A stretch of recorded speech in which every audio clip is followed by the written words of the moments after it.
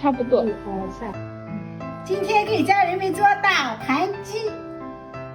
先把鸡块凉水焯下水，将焯好水的鸡块冲洗干净，油热放葱、姜、蒜、麻椒炒香，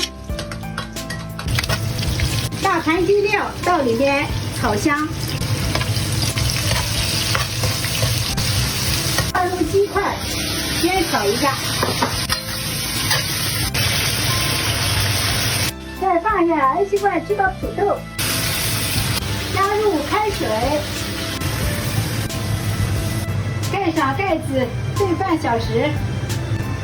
炖半小时，加入洋葱、青红椒，再炖5分钟。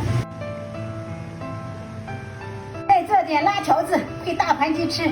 盘鸡做好了，面条也熟了。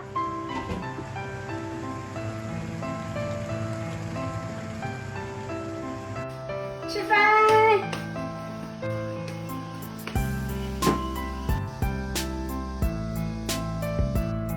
来吃块肉。